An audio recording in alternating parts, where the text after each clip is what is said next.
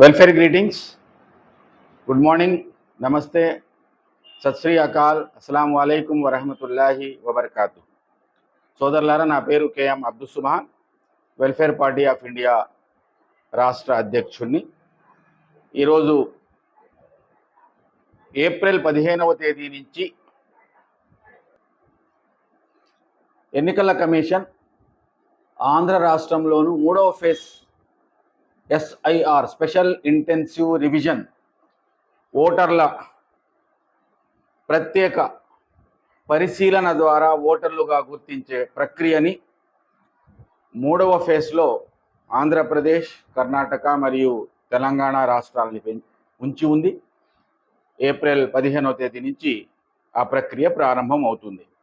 ఈ విషయంగా మొదటి ఫేజ్లో బీహార్ వగైరాల్లోనూ, 2వ ఫేజ్లో జరిగినటువంటి తమిళనాడు వగైరాల్లోనూ జరిగినటువంటి అంశాలు, పాటించబడినటువంటి విలువలని, పద్ధతులని దృష్టిలో పెట్టుకుంటే, అదే సమయంలో 43 మంది బిఎల్ఓలు ఆత్మహత్యలు చేసుకునేటువంటి హృదయ విదారక సంఘటనలు కూడా జరిగినాయి అనేది దృష్టిలో పెట్టుకుంటే ఈ ఎస్ఐఆర్ ప్రక్రియ ఎంత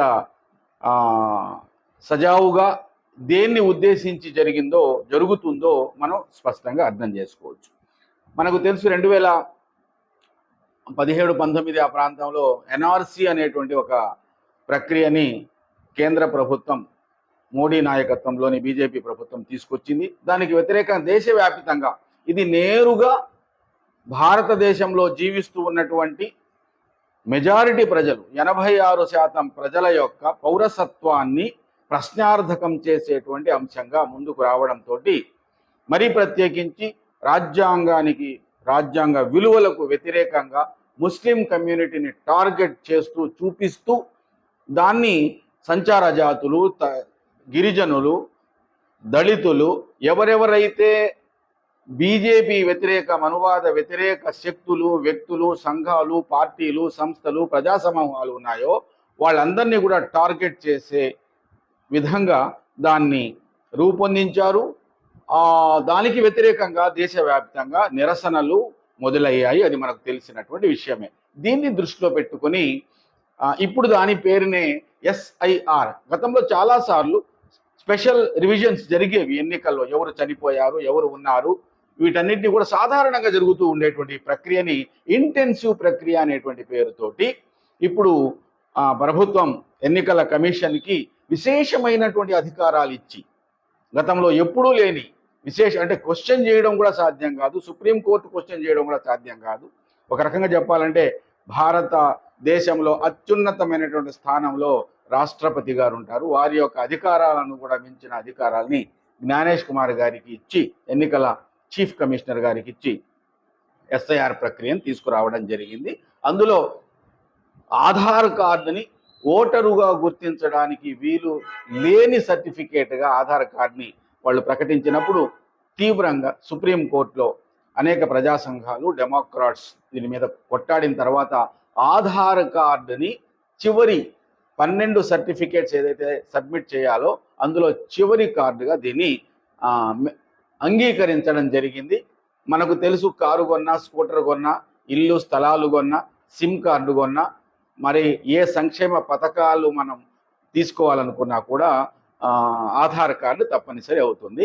కానీ దురదృష్టవశాత్తు మీ యొక్క నేను ఓటర్ని అని రుజువు చేసుకోవడానికి మాత్రం ఈ ఆధార్ కార్డు ఉపయోగపడదు అని ఎన్నికల కమిషన్ చెప్తుంది. మేము ఏం చెప్తున్నామంటే, ఈ ఆధార్ కార్డుని ఓటర్ కార్డుకి కూడా లింక్ చేస్తే చాలా సమస్యలు పరిష్కారం అయిపోతాయి కదా అని కూడా చెప్తున్నాం. ఓకే, ఇవన్నీ దీని వెనక జరిగినటువంటి అంశాలు. ప్రధానంగా ఎస్ఐఆర్ జరిగినటువంటి ప్రాంతాలలో ఏమి జరిగింది అని తెలుసుకుంటే రేపు ఆంధ్ర రాష్ట్రంలో ఏం జరగబోతుంది అన్నదాన్ని మనం వివరంగా మాట్లాడుకోవచ్చు.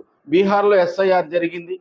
దాదాపుగా 68 లక్షల ఓటర్లను మీరు ఓటర్లు కారు అని నిర్ణయించింది. దాని మీద ఇప్పుడు చాలా మంది సమర్థకులు ఏం మాట్లాడుతున్నారే, కోర్టుకు వెళ్ళొచ్చు కదా అని చెప్తున్నారు. కోర్టుకి ప్రతి ఒక్క ఇండివిజువల్ వెళ్లాల్సి ఉంటుందండి. 140 కోట్ల జనాభాలో దాదాపుగా 95 నుంచి 98 కోట్ల ఓటర్లు ఉంటే అందులో 67 లక్షల మంది బీహార్లో తీసేస్తే ఈ 67 లక్షల మందిలో చనిపోయిన వాళ్ళని ఒక 20 లక్షల మందిగా కూడా అనుకుంటే దాదాపుగా 42 లక్షల మంది ఒక్క బీహార్లోనే కోర్టుకు వెళ్ళడం సాధ్యమవుతుందా?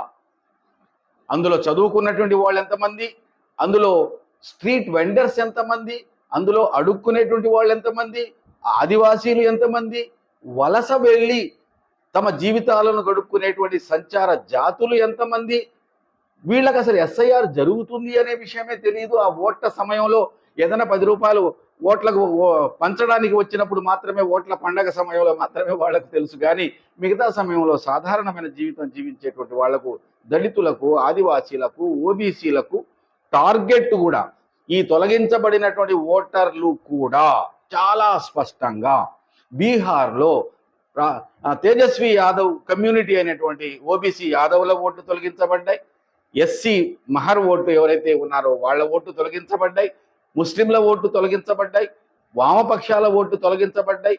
అక్కడ వామపక్షాల గతంలో 17 స్థానాలు, ఎమ్మెల్యే స్థానాలు కూడా గెలిచినటువంటి చరిత్ర ఉంది. అక్కడ ఒక ఎమ్మెల్యే పార్టీకి వాళ్ళ ఓటు తగ్గించబడ్డాయి, క్రిస్టియన్ ఓటు తొలగించబడ్డాయి తప్ప మిగతా అగ్రవర్ణాల యొక్క ఓటు చాలా తక్కువ పర్సెంటేజ్ మాత్రమే తగ్గించబడ్డాయి. ఇది కూడా మనం అట్లాగే ఉత్తరప్రదేశ్లో కూడా 2 దాదాపుగా 6.2 కోట్లు అంటే 2 కోట్లకు పైన 3 కోట్లకు తక్కువగా ఓట్లు తొలగించబడ్డాయి. అక్కడ కాస్త బీజేపీ ఓట్లకు కూడా దెబ్బ తగిలింది. ఆ దెబ్బ తగిలేసరికి అక్కడ పరిస్థితిని కాస్త మార్చే ప్రయత్నం చేస్తున్నారు. రెండోది మనకు తమిళనాడు కనిపిస్తూ ఉంది. తమిళనాడులో అక్కడ ఉండేటువంటి డిఎంకే ప్రభుత్వం ఓటర్లను నమోదు చేసుకోవడానికి బిఎల్ఏలను అంటే పార్టీల పరంగా పెట్టేటువంటి బిఎల్ఏలను పెట్టి ప్రజలకు కావలసిన అన్ని వసతులు కల్పించిన తరువాత కూడా 97 లక్షల ఓట్లు అక్కడ తొలగించడం జరిగింది. 97 lakhs. ఇప్పుడు వీళ్ళందరూ కూడా చనిపోయినటువంటి వాళ్ళు, దాంట్లో కూడా ఒక 20 లక్షల మందిని తీసేస్తాం. చచ్చిపోయారు వీళ్ళు. ఈ గతంలో జరిగినటువంటి ఎస్ఆర్కిను ఇప్పుడు జరుగుతున్న ఎస్ఆర్కి మధ్యలో ఒక 20 lakhs పీపుల్ చనిపోయి ఉంటారు. మరి 97లో 20 లక్షలు తీసేస్తే 77 లక్షల మంది మేము కోర్టుకు వెళ్ళి ఇది పొరపాటు జరిగింది అని ఎలా రుజువు చేసుకోవాలి?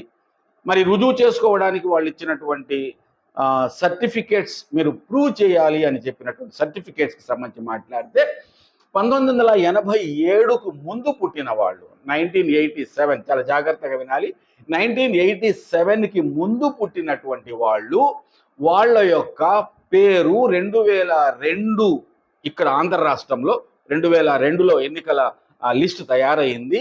ఆ లిస్టులో మీ పేరు ఉంటే ఆ ఒక్క పేపర్ సరిపోతుందండి అని చెప్తున్నారు.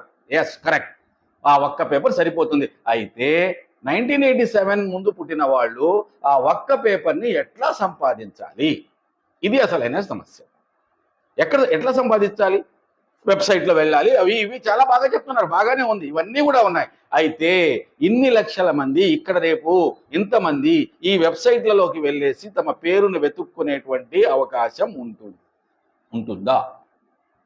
ఒకవేళ గనక వాళ్ళు ఓకే, ఇది 1987 ముందు 1987కు ముందు పుట్టి వాళ్ళు 2002 ఎన్నికల జాబితాలో వాళ్ళ పేరు ఉంటే ఓకే.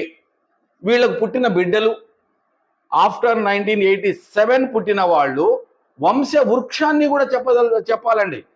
తర్వాత పుట్టినటువంటి వాళ్ళు కూడా మాకు ఓటు కావాలంటే అదిగో ఆ ఓటర్ లిస్టులో ఉన్నటువంటి ఆయన మా నాన్న, అదిగో ఆ ఓటర్ లిస్టులో ఉండేటువంటి అమ్మ మా అమ్మ అని రుజువు చేసుకోవాలి. అంటే వీళ్ళు ఆ 2002 ఉండేటువంటి ఆ ఓటర్ లిస్టులో తమ తండ్రిగా గుర్తింపు తెచ్చుకుని వీళ్ళు ఒక సర్టిఫికేట్ ప్రొడ్యూస్ చేయాలి. అది ఏమిటి అంటే వాళ్ళు డేట్ ఆఫ్ బర్త్ సర్టిఫికేట్ కావచ్చు. ఇక్కడ దాదాపుగా 12 సర్టిఫికేట్స్ వాళ్ళు మనకు ఇవ్వడం జరిగింది. అందులో ఒకటి జనన ధృవీకరణ పత్రం, డేట్ ఆఫ్ బర్త్ సర్టిఫికేటు, భారతదేశ పాస్పోర్టు, వీటి గురించి కూడా మనం మాట్లాడుకుందాం. ఎస్ఎస్సి మెట్రికులేషన్, ఇతర విద్యా సంస్థలకు సంబంధించినటువంటి అంటే మీ డేట్ ఆఫ్ బర్త్ ఉండేటువంటి సర్టిఫికేట్స్, ప్రభుత్వ ఉద్యోగులైతే వాళ్ళ జీతం తీసుకున్నటువంటి కార్డు, పెన్షనర్స్ అయితే వాళ్ళు పెన్షన్ తీసుకున్నటువంటి కార్డ్స్, చనిపోయినటువంటి వాళ్ళు ఉంటే వాళ్ళ death certificate, permanent residential certificate, దీన్నే పిఆర్సి అంటారు. ఇది సాధారణంగా మీరు ఇచ్చిన తర్వాత 15-20 రోజుల తర్వాత కూడా ఇది రావడం జరగదు. ఎస్సీ ఎస్టీ ఓబీసీ కుల ఆధారిత సర్టిఫికేట్ టీసీ, గృహము స్థలాలు వగైరాలు ప్రభుత్వం గనక మీకు ఇచ్చి ఉంటే చట్టబద్ధంగా ఆ ఇచ్చినటువంటి ఆ డాక్యుమెంట్స్ ఏదన్నా ఉంటే అవి, రెవెన్యూ డిపార్ట్మెంట్ అందించినటువంటి ఫ్యామిలీ సర్టిఫికేట్, ఇది జనరల్గా కోర్టు కేసుల్లో, ఆస్తి పంపకాల్లో, ఇన్సూరెన్స్ కేసుల్లో మాత్రమే ఇవి తీసుకోవడం జరుగుతుంది.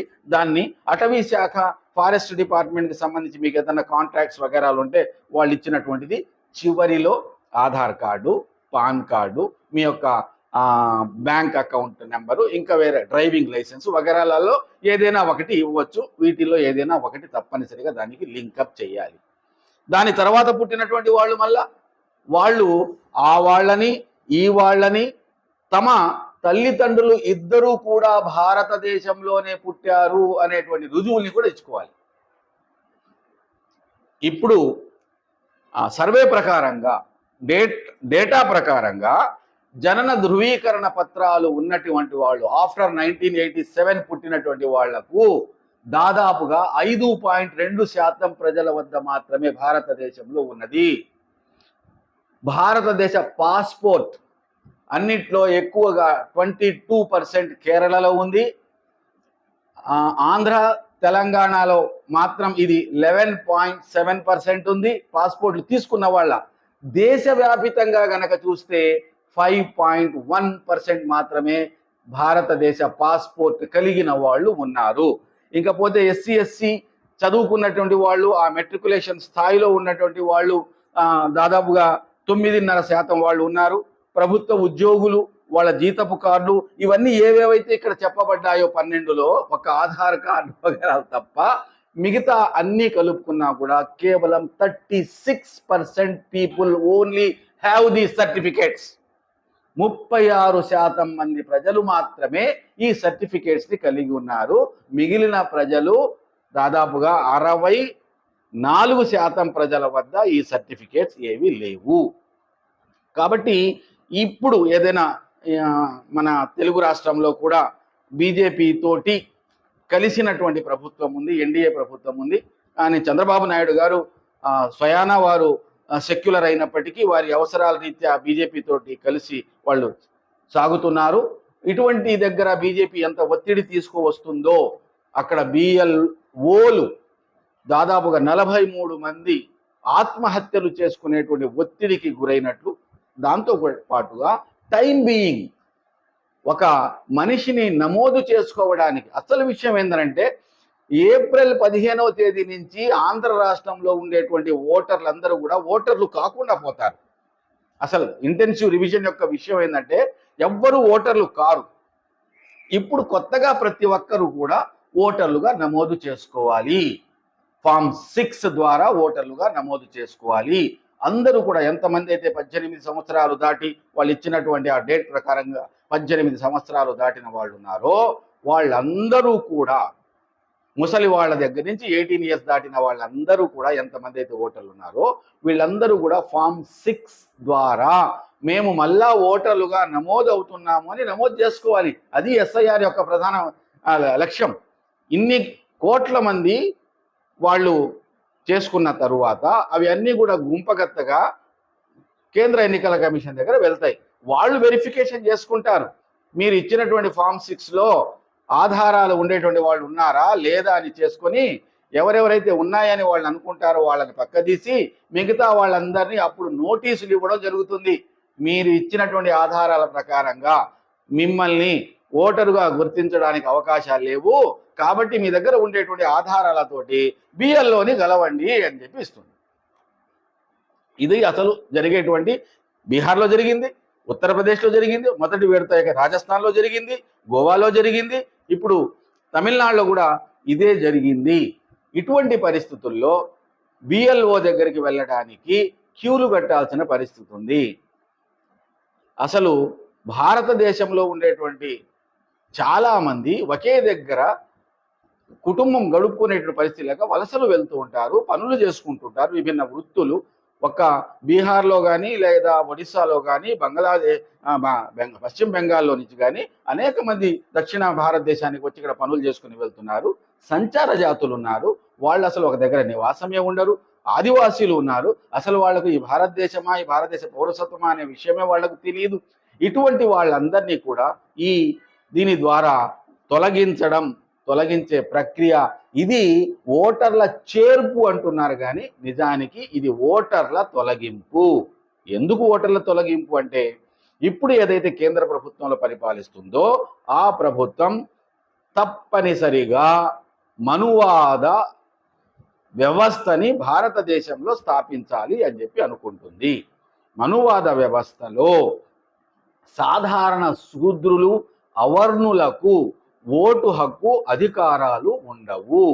ఇది యాజ్ ఇట్ ఈజ్ ఆ కాలంలో లాగానే ఈ కాలంలో కూడా స్థాపించదలుచుకుంటే అది సాధ్యమయ్యేటువంటి పని కాదు. కాబట్టి దాదాపుగా భారతదేశానికి స్వాతంత్రం వచ్చి బాబాసాహెబ్ అంబేద్కర్ ప్రతి ఒక్కరికి ఒక ఓటు, ప్రతి ఓటుకు ఒక్క విలువ అనేటువంటి మాటని రాజ్యాంగంలో పొందుపరిచినప్పుడు పెద్ద పెద్ద నాయకులుగా అప్పుడు పేరెన్నికగలిగినటువంటి బాలగంగాధర తిలక్ లాంటి వాళ్ళు కూడా ఈ శూద్రులు, ఈ కుమ్మరులు, ఈ వ్యవసాయం, ఈ గొర్రెలు గార్చుకునే వాళ్ళు పార్లమెంటులో, అసెంబ్లీలో వచ్చి కూర్చుంటే మా పొలాలు ఎవరు దున్నుతారు, మా పశువులు ఎవరు కాస్తారు, మాకు కొండలు ఎవరు తయారు చేస్తారని వెటకారంగా వెకిలిగా డైలాగ్స్ వదిలినటువంటి మాటలు కూడా మనకు ఉన్నాయి.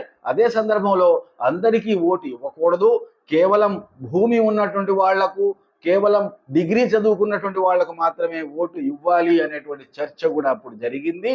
ఇవన్నీ కూడా అవర్ణులు, శూద్రులకు ఓటు హక్కు తొలగించేటువంటి ప్రక్రియలో భాగంగా మొట్టమొదట అక్కడ ఎన్ఆర్సీ ఉద్యమంలో పౌరసత్వాన్ని తొలగించాలనుకుంటే పెద్ద ఎత్తున డిమాండ్ వచ్చింది. ఇప్పుడు ఓటు అనేటువంటిది వచ్చేసరికి అంతగా ప్రజలు ఎవరు కూడా స్పందించని వ్యవహారం కనబడుతుంది. కానీ బీహార్ గనక వెళ్ళి చూస్తే అక్కడ జరిగిన విధ్వంసం, ఉత్తరప్రదేశ్, రాజస్థాన్లలో జరిగినటువంటి విధ్వంసం మాత్రం మనకు అర్థమవుతుంది. 97 మన పక్కనే ఉన్నటువంటి తమిళనాడులో 97 లక్షల మంది ఓటుని తొలగించడం జరిగింది. రేపు ఆంధ్రప్రదేశ్లో కూడా ఎన్ని లక్షల ఓట్లు తొలగించబడతాయో మనకు తెలియదు. ఇంకా వాటిని మళ్ళీ ఎన్రోల్ మొట్టమొదట మీ ఓటు తీసేయడం జరుగుతుంది. ఆంధ్ర రాష్ట్రంలో ఎన్నికలు 2029లో బహుశా రావచ్చు, మనకు కాస్త టైం ఉంది. కానీ వాళ్లకు టైం లేకుండా, ఎందుకంటే వెరీ ఇమీడియట్ బీహార్ కేంద్ర ప్రభుత్వానికి కావాలి కాబట్టి అక్కడ టైం కూడా లేకుండా కేవలం 40 రోజుల్లో 3 రకాలుగా కేంద్ర ప్రభుత్వం దాడి చేసింది. మొట్టమొదటిది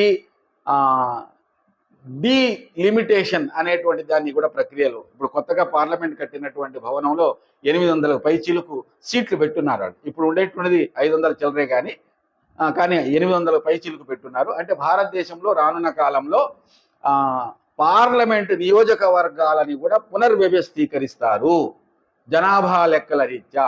దక్షిణ భారతదేశంలో జనాభాని కంట్రోల్ చేసుకున్నారు ఇక్కడ చదువుకున్న వాళ్ళు కాబట్టి జనాభాని. అందుకనే మన చంద్రబాబు నాయుడు గారు కూడా పిల్లల్ని గనండి అని చెప్పి చెప్తున్నారు. ఎందుకంటే ఇక్కడ ఎంపీ స్థానాలు తగ్గిపోతే రేపు అక్కడ మాట్లాడడానికి కూడా అవకాశం ఉండదు.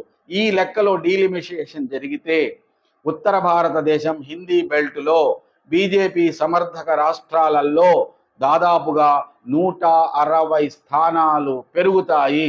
దక్షిణ భారతదేశం సెక్యులర్ రాష్ట్రాలుగా ఉన్నటువంటి వాళ్ళు, బీజేపీకి వ్యతిరేకంగా ఉండేటువంటి రాజకీయ పార్టీలు ఉండేటువంటి ఈ రాష్ట్రాలలో దాదాపుగా 78 నుంచి 100 స్థానాలు తగ్గిపోతాయి.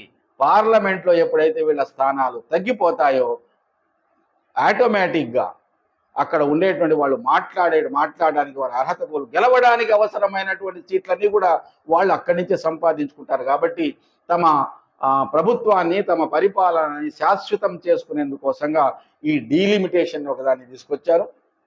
రెండవది, బీహార్లో ఎన్నికల కమిషన్ ఎన్నికలకు ముందు కేవలం 10 రోజుల ముందు అక్కడ 10,000 రూపాయలు మహిళలకు, పురుషులు మాత్రం బతకలేక దేశాన్ని బట్టి బయటకు వెళ్ళిపోతే అక్కడ ఉండేటువంటి మహిళలకు 10,000 రూపాయలు వేసింది. ఇది ఎన్నికల ప్రక్రియకి, ఎన్నికల విలువలకి వ్యతిరేకమైంది, చట్టానికి వ్యతిరేకమైంది.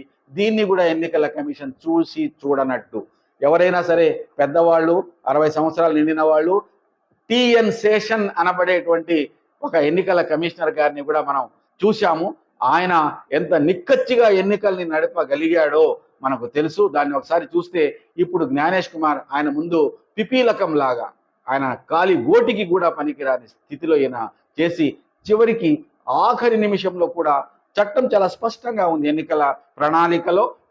ఎన్నికలకు దాదాపుగా ప్రకటించిన తర్వాత ప్రభుత్వం ఎటువంటి సంక్షేమ పథకాలు కానీ, ఆర్థిక పరమైనటువంటి పథకాలు కానీ ప్రకటించకూడదు అని. పైపెచ్చు అక్కడ ఎట్లయితే మనకి ఇక్కడ అంగన్వాడీలు ఉన్నారో అక్కడ దీదీలు ఉంటారు, ఆ దీదీలనే ద్వారానే ఈ 10,000 రూపాయలు పంపకం జరిగింది. ఈ దీదీలనే ఎన్నికల ప్రక్రియ నిర్వహించేటువంటి బాధ్యతలు కూడా ఇవ్వబడ్డాయి. ఇవన్నీ కూడా బీజేపీకి బీహార్ కావాలి కాబట్టి గెలవడం జరిగింది. డీలిమిటేషన్ తర్వాత టైం, ఈ టైం కూడా ఇప్పుడు మనకి ఇవ్వబడేటువంటి టైం కూడా ఒక 40 రోజులు, 1.5 నెలల లోపలనే మీరు ఈ మొత్తం ప్రక్రియని జరపాలి. ప్రతి ఇంట్లో, నా ఇంట్లో 4 ఓట్లు ఉంటే ఆ 4 కూడా నమోదు చేసుకోవాలి. ఒకతను విజయవాడలో చదువుకుంటూ ఉంటాడు, ఇంకో ఆయన పంజాబ్లో ఉంటాడు, అతని గురించి కూడా నేను అతను రావాలి, ఇక్కడ నమోదు చేసుకోవాలి. ఇవన్నీ ఒక్కొక్క ఇంట్లో 4 లెక్క వేసుకున్నా కూడా 18 సంవత్సరాలు దాటిన వాళ్ళు ఎన్ని కోట్ల మంది యొక్క ఓట్లు నమోదు కావాలో ఇది 40 రోజుల లోపలనో, 1 నెల రోజులనో, లేదా 2 నెలల రోజులనో. మీకు చాలా విచిత్రం ఏంటంటే కొన్ని దగ్గరలో మాత్రం ఉత్తరప్రదేశ్లో మాత్రం ఒక సుదీర్ఘ కాలం ఇచ్చారు నమోదు చేసుకోవడానికి. బీహార్లోకి వచ్చేసరికి కేవలం 40 డేస్ మాత్రమే వచ్చారు. ఎందుకంటే అక్కడ ఓటర్లు నమోదు కావడం అనేది బీజేపీకి ప్రయోజనం కాబట్టి అక్కడ చేశారు, ఇక్కడ బీజేపీకి నష్టదాయకం కాబట్టి టైం బీయింగ్ని కూడా తగ్గించారు. ఈ ఓటర్ల నమోదులో మరో ప్రక్రియ ఏంటంటే దొంగ ఓట్లను చేర్చడం. ఎన్నికల కమిషన్ దీన్ని కూడా చాలా జాగ్రత్తగా ఆమోదించింది. 0 డోర్ నెంబర్ ఉన్నటువంటి ఓట్లు, లక్షల ఓటు లోపలికి రావడం జరిగింది. ఏందయ్యా బాబు డోర్ నెంబర్ కూడా లేదంటే జ్ఞానేష్ కుమార్ గారు చెప్పింది ఏంటంటే, పాపం బ్రిడ్జీల కింద ఆ రోడ్డు పక్కన జీవించేటువంటి వాళ్లకు ఇళ్ళు ఎక్కడుంటాయి, డోర్ నెంబర్లు ఎక్కడుంటాయి, కాబట్టి వాళ్లకు 0 పెట్టాము అన్నారు. తర్వాత చూస్తే ఆ 0 డోర్ నెంబర్ ఉండేటువంటి ఒక్కొక్క ఇంట్లో నుంచి 230 ఓట్లు, 140 ఓట్లు, 78 ఓట్లు ఉన్నాయి. వాళ్ళని వెళ్ళి అడిగితే మా ఇంట్లో మేము ఇద్దరేవే ఉన్నామండి, మా పేరు గలవాళ్ళం, మాకు డోర్ నెంబర్ ఉంది, 0 డోర్ నెంబర్ ఎందుకు పెట్టారో మాకు అర్థం కావడం లేదు అని చెప్పి వాళ్ళు వాట్సాప్ ముందు, ఫేస్బుక్ల ముందు బహిరంగంగా సోషల్ మీడియాలో మాట్లాడిన సంఘటనలు కూడా మనకు ఉన్నాయి. ఇదే విషయం మహారాష్ట్ర ఎన్నికల్లో కూడా దాదాపుగా 79 లక్షల ఓట్లు కేవలం 15 రోజుల లోపలనే దాఖలైనటువంటి సందర్భాలు కూడా మనకు ఉన్నాయి. ఇవన్నీ ఈ విధంగా దొంగ ఓట్లను కూడా ఈ ఎస్ఐఆర్ ప్రక్రియ ద్వారా లోపలికి తీసుకునేటువంటి ప్రయత్నం కూడా జరిగింది. ఇది ఎంత లోపభూయిష్టంగా ఉంది అంటే, నేవీ చీఫ్ ని కూడా మీరు ఈ భారతదేశ పౌరులేనా రుజువు చేసుకోండి అని గుజరాత్లోని పద్మశ్రీ అవార్డు పొందినటువంటి అక్కడ సాంస్కృతిక డప్పు డోలకు వాయించేటువంటి కళాకారుని కూడా మీరు ఈ దేశ పౌరులైనా రుజువు చేసుకోండి అని స్వయాన అమర్త్య సేన్, ఎవరైతే మన ఆర్థిక రంగంలో నోబెల్ ప్రైజ్ గ్రహీత ఉన్నాడో ఆయన్ని కూడా మీరు ఈ దేశానికి చెందిన వారా కాదా, మీరు ఓటర్లుగా ఉండడానికి అర్హత ఉందా లేదా అని చెప్పి అడగడం జరిగింది. వీటన్నిటిని కూడా దృష్టిలో పెట్టుకుంటేనే మనం ఈ విషయాన్ని అర్థం చేసుకోగలం. ఎస్ఐఆర్ అనేది ఓటర్లను నమోదు చేసుకునేది కాదు, ఓటర్లను తొలగించేది అనేది చాలా స్పష్టంగా అర్థమవుతా ఉంది. ఆంధ్ర రాష్ట్రంలో మేం వెల్ఫేర్ పార్టీ ఆఫ్ ఇండియా తరఫున ప్రజాస్వామికవాదులు, అట్లాగే మేలుకో ఆంధ్రప్రదేశ్, అట్లాగే Eddelu Karnataka, all India people movement network ఒకటి ఏర్పడింది దేశవ్యాప్తంగా. ఆ నెట్వర్క్ తరఫున విజ్ఞప్తి చేసేది ఏంటంటే, మనకు టైం ఉంది ఏప్రిల్ వరకు. ఈ ఏప్రిల్ వరకు టైం ఉంది కాబట్టి ప్రజలు, ప్రజాస్వామికవాదులు మీ ప్రాంతంలో ఉండేటువంటి ఎమ్మెల్యేల గారిని వెళ్ళి కలిసి అవసరమైనటువంటి సర్టిఫికేట్ల కోసం రెవెన్యూ డిపార్ట్మెంట్ వాళ్ళు సిబ్బంది కానీ, లేదా పోలీస్ సంబంధించినటువంటి సిబ్బంది కానీ, లేదా తదితర సర్టిఫికేట్స్ ఇవ్వగలిగినటువంటి అధికారాలు ఉండేటువంటి వారిని కానీ ఆలస్యం చేయకుండా అడిగినటువంటి వారికి వెంటనే సర్టిఫికేట్స్ ఇచ్చేలాగా మీరు వాళ్ళకి మౌఖిక ఆదేశాలు ఇవ్వండి అని వారి మీద కాస్త ఒత్తిడి తీసుకొచ్చి వారిని విజ్ఞప్తి చేయాలి. ఇది ఒకటి తప్పనిసరిగా చేయాలి. అట్లాగే ప్రతి ఒక్కరు కూడా ఈ ఎన్నికల జాబితా పొందేందుకోసంగా ప్రతి నియోజకవర్గానికి ఒక నెంబర్ ఉంటుంది, నియోజకవర్గ నెంబర్ ఉంటుంది. అట్లాగే ప్రతి పోలింగ్ బూత్కి ఒక నెంబర్ ఉంటుంది, ప్రతి పోలింగ్ కేంద్రానికి ఒక నెంబర్ ఉంటుంది. మీరు ఏ పోలింగ్ బూత్లో 2002లోనో లేదా కంటిన్యూగా ఓట్లు వేస్తున్నారో ఆ నెంబర్కి సంబంధించినటువంటి మేము ఒక పుస్తకాన్ని తయారు చేశాము. ఇందులో ఎన్నికల కమిషన్ యొక్క వెబ్సైట్ని కనుక మీరు క్లిక్ చేస్తే అందులో మీకు రాష్ట్రం వస్తుంది, రాష్ట్రాన్ని క్లిక్ చేయాలి, జిల్లా వస్తుంది, జిల్లాని క్లిక్ చేయాలి, నియోజకవర్గం వస్తుంది, దాన్ని క్లిక్ చేయాలి. ఆ తర్వాత పోలింగ్ బూత్ని క్లిక్ చేస్తే ఒక్కొక్క పోలింగ్ బూత్లో మహా అయితే 1000 కంటే ఎక్కువగా ఓట్లు ఉండవు. 700, 800, 1000 ఆ లిస్ట్ కనుక తీసుకుంటే అందులో మీ పేర్లు వగైరాలు మీ తల్లిదండ్రుల యొక్క పేర్లు చెక్ చేసుకునే దానికి అవకాశం ఉంటుంది. సామాజిక కార్యకర్తలు ఎవరైతే బాధ్యత వహించే కార్యకర్తలు ఉన్నారో ఇటువంటివి 1, 2, 3 సెంటర్స్ ప్రతి దగ్గరలో కూడా పెట్టాలి. గ్రామీణ ప్రాంతాల్లో తప్పనిసరిగా వీటిని పెట్టాల్సినటువంటి అవసరం ఉంది. తర్వాత వీలైనంత వరకు ఈ సర్టిఫికేట్స్ మీరు గనక పొందిన తరువాత కూడా మీరు డౌట్ఫుల్ ఓటర్ అని పెట్టగలిగినటువంటి హక్కు అధికారం బిఎల్ఓలకు ఉంది. వాళ్ళు గనక డౌట్ఫుల్ వీళ్ళు అని కనుక పెడితే మిమ్మల్ని తీసేస్తారు. మళ్ళా మీరు రుజువు చేసుకునేటువంటి కార్యక్రమం ఉండాలి. ఈ రుజువు చేసుకోవచ్చు, కేసు వేసుకోవచ్చు అని ఎస్ఐని సమర్థించే గొంతులు కొన్ని ఉన్నాయి. కొంతమంది పాపం అమాయకంగాను, మరి కొంతమంది కుట్రపూరితంగానో చెప్తున్నారు. బాబు, ఎంతమంది ఓటర్లు ఉన్నారో, తొలగించబడ్డారో, లక్షల ఓటర్లు ఉంటే వాళ్ళందరూ కూడా కోర్టుకు వెళ్ళడం సాధ్యమవుతుందా? మనకు తెలిసి ఆయేషా మీరా కేసు హంతకుడు ఎవరో తెలియకుండా ఆ అమ్మాయి హత్య చేయబడింది. ఆ కేసు క్లోజ్ కూడా అయిపోయింది.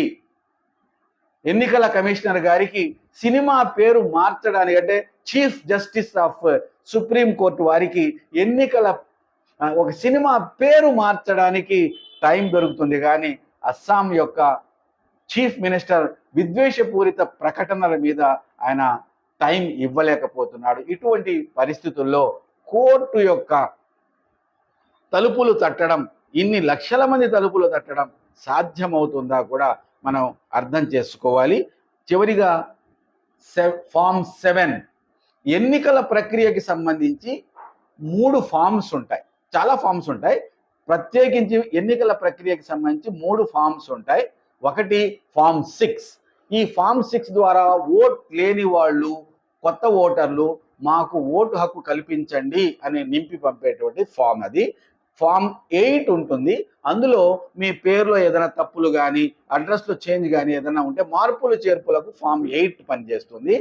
ఫామ్ 7 ఉంది. ఇది చాలా ప్రమాదకరమైంది. ఉత్తర భారతదేశంలో ఈ ఫామ్ 7 ద్వారా వేలాది ఓట్లు తొలగించడం జరుగుతుంది. ఈ ఫామ్ 7 ఎందుకంటే ఈయన నేను నా పక్కనింటి ఆయన నాకు నచ్చలేదు కాబట్టి ఆయన పేరు ఏదో అబ్దుల్ రజాకో, అబ్దుల్ సత్తారో లేదా సుబ్బయ్య ఉంటాడు. సుబ్బయ్య నెల్లూరులో లేడు, సుబ్బయ్య భీమవరంలో లేడు, ఈయన ఉత్తరప్రదేశ్కి వెళ్ళిపోయాడు, సౌదీకి వెళ్ళిపోయాడు, అమెరికాకి వెళ్ళిపోయాడని ఆ ఫామ్ 7లో నేను నా పేరు నా పేరు కాదు, దొంగ పేరు కూడా రాయవచ్చు, దొంగ ఫోన్ నెంబర్ కూడా ఇవ్వచ్చు. నేను గనక దాన్ని సబ్మిట్ చేస్తే న్యాయంగా అయితే బిఎల్ఓ వచ్చి ఎంక్వైరీ చేయాలి. కానీ అలా ఎంక్వైరీ చేయకుండానే ఆయన పేరు తొలగించడం జరుగుతుంది. ఇప్పుడు ఉత్తర భారతదేశంలో ఫామ్ 7ని బీజేపీ వాళ్ళు, విహెచ్పి వాళ్ళు, బజరంగ్ దళ్ వాళ్ళు లక్షలాది స్వంతంగా ప్రింట్ చేయించి ఒక్కొక్కరు 50, 60, 70, 80 మంది యొక్క పేర్లను తొలగిస్తూ సబ్మిట్ చేసినటువంటి కేసులు కూడా మన ముందుకు వచ్చాయి. వాటిని చాలామంది బిఎల్ఓలు వ్యతిరేకించి పోలీస్ స్టేషన్లో కంప్లైంట్లు ఇచ్చారు. చాలామంది బిఎల్ఓలు ఇటువంటి తప్పుడు పనులు మేము చెయ్యము అని చెప్పేసి రిజైన్ చేశారు. ఎవరైతే లొంగిపోయారో వాళ్ళు పంపించారు. ఇటువంటి ఓట్ల ద్వారా కూడా అనేక ఓట్లు తొలగించేదానికి అవకాశాలు ఉన్నాయి. వీటన్నిటి పట్ల జాగ్రత్త వహించాలి. సో ఈ ఎస్ఐఆర్ అనేటువంటిది ఒకటి డీలిమిటేషన్ ద్వారా భారతీయ జనతా పార్టీ, బీజేపీ, దాని వెనక నడిపిస్తున్నటువంటి ఆర్ఎస్ఎస్ అది ఆమోదిస్తున్నటువంటి సిద్ధాంతం ఏదైతే మనువాదం ఉందో దాన్ని శాశ్వతపరుచుకునే దానికోసంగా డీలిమిటేషన్ని తీసుకొచ్చింది. రెండవది టైం స్పాన్ని తీసుకొచ్చింది. మూడవది ఓట్ల తొలగింపు ద్వారా 20 కోట్ల మంది యొక్క ఓట్లను ప్రస్తుతం ఉండేటువంటి లిస్టుల్లో నుంచి తొలగిస్తే ఆ తొలగించడం కూడా బీజేపీ వ్యతిరేక ఓట్లు ఏవైతే ఉన్నాయో అవి 20 to 25 crores ఆఫ్ ఓట్స్ తొలగించబడితే ముందు ఓట్లు తొలగించబడతాయి. వాళ్ళ యొక్క ఇది ఏదైతే సిటిజన్షిప్ ఉందో దాన్ని మాత్రం టచ్ చేయకుండా ముందు ఓట్ల తొలగింపు జరుగుతుంది. ఆ తర్వాత మీరు ఓట్ ఉందా లేదా, మీరు ఓటరేనా కాదా అనేటువంటిది ఆ ప్రక్రియ ప్రారంభమవుతుంది. ఈలోగా ఎన్నికలు వస్తాయి. మీరు ఓటు హక్కు వినియోగించుకోకుండానే ఎన్నికలు జరిగిపోతాయి. వాళ్ళకు అనుకూలమైన ఫలితాలు వస్తాయి. కాబట్టి ఇప్పటి వరకు జరిగింది ఈవీఎంల ద్వారా ఓట్ ట్యాంపరింగ్. పరకాల ప్రభాకర్ గారు 3 రోజుల నుంచి అద్భుతమైనటువంటి వీడియోలు వేశారు. ప్రతి 16 సెకండ్లకు ఒక ఓటు పోలవుతుందా అని అడిగాడు. ఆంధ్ర రాష్ట్రంలో కూడా ఆయన జగన్కి సపోర్టరా, తెలుగుదేశం పార్టీకి వ్యతిరేకం కాదు, ఓటు ప్రక్రియ డెమోక్రటిక్గా ఉండాలి, ప్రజాస్వామ్యబద్ధంగా ఉండాలి అంటూ దాదాపుగా 79 స్థానాలలో జరిగినటువంటి ఎన్నికల ప్రక్రియ మీద అర్ధరాత్రి 9 గంటల నుంచి 11 గంటల వరకు కూడా ఓటింగ్ జరిగినటువంటి స్థానాలు ఏమైనా ఉన్నాయా అంటే పోలింగ్ వేసేటప్పుడు ఎవరైనా క్యూ ఉంటే ఆ క్యూ పూర్తి అయ్యేంత వరకు గేట్లు వేసేసి వాళ్ళకు ఓటు హక్కు కల్పించాలి అనేది ఓటర్ల నిబంధనలో ఉంది. అటువంటి స్థానాలు 9 గంటల నుంచి 11 గంటల మధ్యలో 12.5% ఓట్స్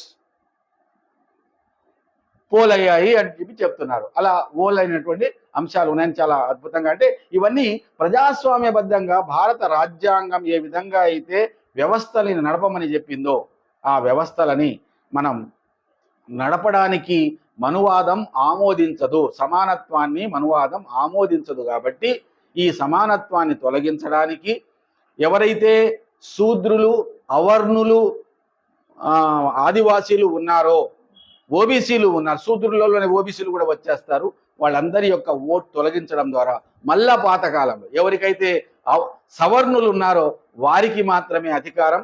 ఎకనామిక్స్ని ఎట్లా ధ్వంసం చేసేసారు, దాదాపుగా సంపద మొత్తంగా కూడా కేవలం కొందరి చేతుల్లోకి వెళ్ళిపోయేటువంటి ఆ ప్రక్రియ మొత్తాన్ని అది మన ఓటు రద్దు దగ్గర నుంచి ప్రారంభమైంది. ఎన్ని చిన్న చిన్న పరిశ్రమలు నాశనమయ్యాయో కూడా మనకు తెలుసు. ఇవన్నీ కూడా జరుగుతూ భారతదేశం ఈరోజు కేవలం మనువాద సంస్కృతిని, మనువాద వ్యవస్థని స్థాపించడానికి అవకాశాల మొత్తంగా కూడా వినియోగించుకొని ఉంది. దీన్ని వ్యతిరేకించాల్సిన అవసరం ఉంది. ఈ ఎస్ఐఆర్లో సామాజిక కార్యకర్తలు, నేను చాలా స్పష్టంగా చెప్తున్నాను, ఈ ప్రపంచంలో సమానత్వాన్ని కోరే శక్తులు ఎవరైతే ఉన్నారో ఆ వాళ్ళు ఎవరో కూడా చెప్పేస్తాను నేను. మొట్టమొదటి బాబాసాహెబ్ అంబేద్కర్ ప్రతి మనిషికి ఒక ఓట్, ప్రతి ఓటుకు ఒక విలువ అని చెప్పడం ద్వారా రాజకీయ సమానత్వానికి ఆయన పునాదులు వేశారు వాళ్ళు. అట్లాగే కార్ల్ మార్క్స్ ఆర్థిక రంగంలో ప్రతి మనిషి కూడా సమానమైనటువంటి ఆర్థిక స్థాయి పొందితే మనుషులు సమానులవుతారు అని ఆర్థిక సమానత్వం ద్వారా మానవ సమానత్వాన్ని సాధించడానికి ఆయన ప్రయత్నం చేశారు. మూడవది మైనారిటీ మతాలు జన్మరీత్యా సమస్త మానవాళి కూడా అన్నదమ్ములే, అక్క చెల్లెళ్ళే, by birth all are equal, they are the sons and daughters of a single pair అనేటువంటి దాన్ని విశ్వసించేటువంటి వాళ్ళు ఆదివాసీలు. వీళ్ళందరూ కూడా కలిసి వాళ్ళ సామాజిక బాధ్యతగా ఎస్ఐఆర్ని ఎదుర్కోవాలి, ఎస్ఐఆర్ని ఓడించాలి, సే నో టు ఎస్ఐఆర్ అని చెప్పాలి. కానీ వచ్చేసింది కాబట్టి దాన్ని 97% మన అందరి యొక్క ఓట్ హక్కుని పరిరక్షించుకునేందుకోసంగా అవసరమైన సర్టిఫికేట్స్ అన్నీ కూడా పొందేందుకు కృషి చేయాలి అని సందర్భంగా తెలియజేస్తూ, మరి మనందరం కూడా కలిసి ఈ కార్యక్రమంలో పాల్గొందాం, ఈ ఎస్ఐఆర్ని ఎదుర్కొందాం. బీజేపీ సంబంధితమైనటువంటి ఏ ఫ్యాసిస్ట్ శక్తులు, బడా కార్పొరేట్ శక్తులు ఉన్నాయో వారిని ఓడించేందుకు కృషి చేద్దాం. జై హింద్, జై భారత్.